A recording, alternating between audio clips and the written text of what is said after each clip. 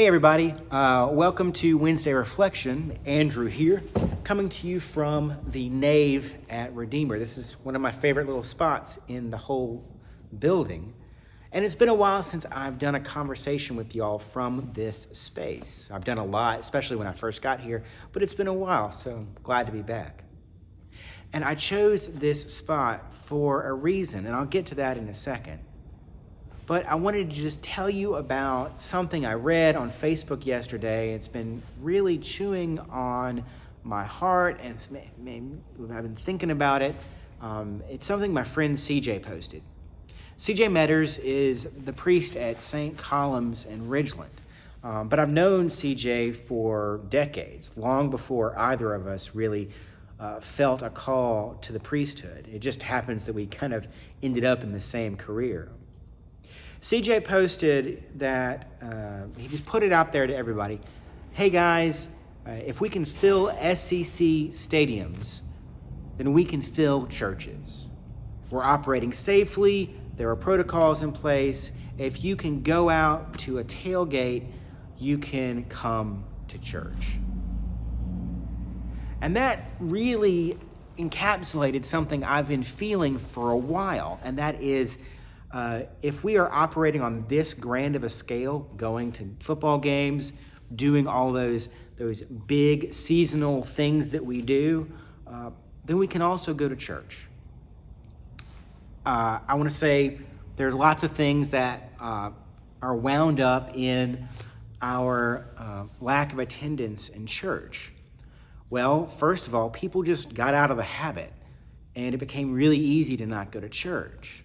I mean, it's not like we were growing and growing and growing and growing, and all of a sudden the pandemic stopped that. Nationally, the Episcopal Church and every mainline church has seen declining numbers, and so the pandemic was really scary when we decided, or when we were looking rather, at what this was going to do to our numbers. Luckily, I can say that our numbers haven't been terribly bad given the pandemic. We still have lots of online viewership and lots of in-person presence.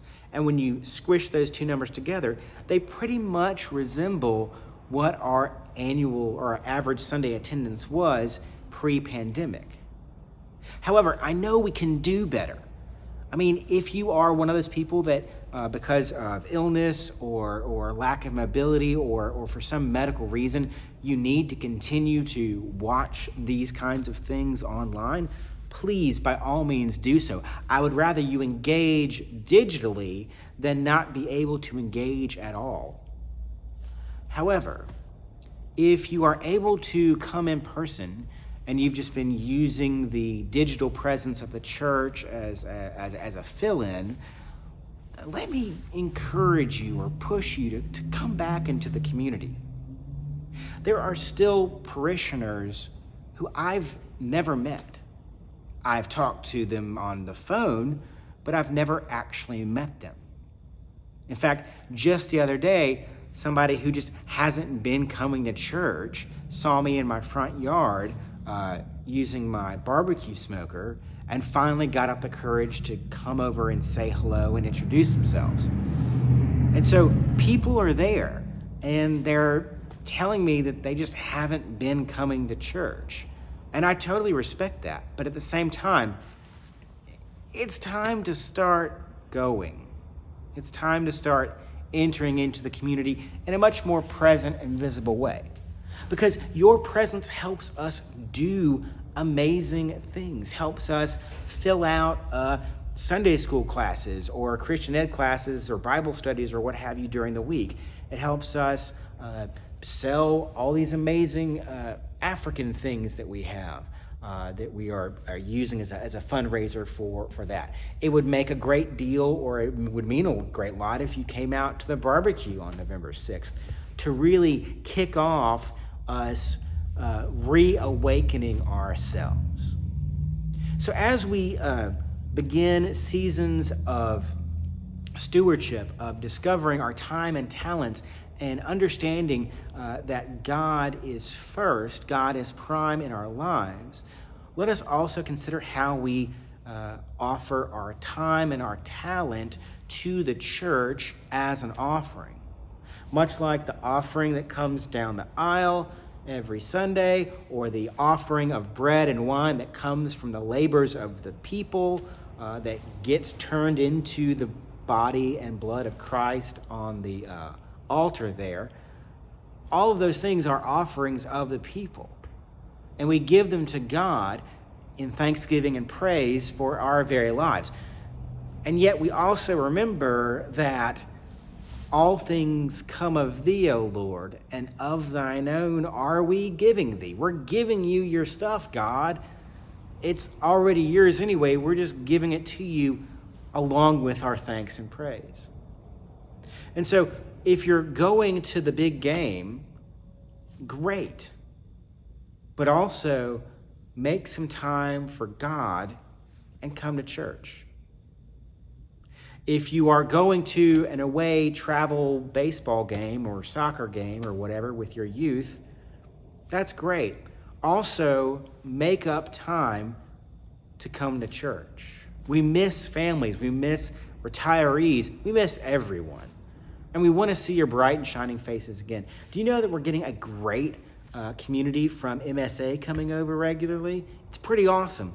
We have all these new faces who are looking for a place to land while they're here during their studies.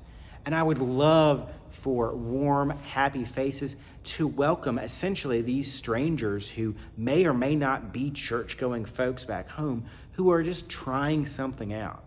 So please, come here so that you can be a welcoming presence to the stranger that walks in through the door, because they're coming, and we would love to make them welcome here.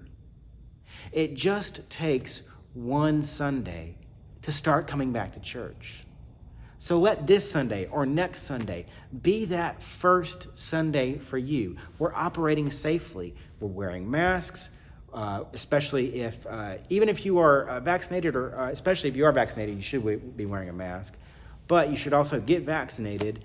And even so, we're wearing masks. We're still kind of spreading out. We are acknowledging that others in the room might be more vulnerable, but we are all together, taking communion together in stations up at the floor. This is all things that brings me great joy, that we are able to worship together. So yes, I realize I am speaking to an online population, asking you to get offline and come to church. And so that's kind of a big ask. But I would really appreciate you stepping forward and making God prime in your life, making the community of Christ's faithful prime in your life. It's just as simple as that. So all that to say, please come back to church. We miss you. We're operating safely, and I think it would be a wonderful way to start off this school year, even though we're already a quarter of the way through it, to start off this whole fresh year, this new season of renewal, coming back to church. So if you have any questions about how we're doing, what it's going to be like when you get here, any of that, please contact me, Andrew at RedeemerBrookhaven.com, or you can call my phone, which is, my office is 601-833-7399. All that information is on the church website, which is RedeemerBrookhaven.com. So go to the website, find stuff, check out things for the barbecue or upcoming what have you. These are all important things to re-engage and to reacquaint yourself with the life of the church.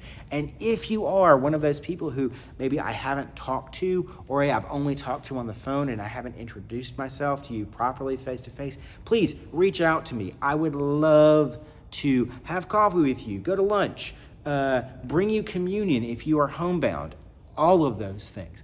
Reach out and let me know. I'm doing my best to keep in touch with people, but sometimes just numbers fall through the cracks, or people's voicemails are full and I can't leave a message. So please, I'm asking, reach out, keep me busy. Anyway, that's all I have to say about that. If we can fill SEC-sized stadiums, we should be able to fill our church. It's time. Come back. The Episcopal Church welcomes you.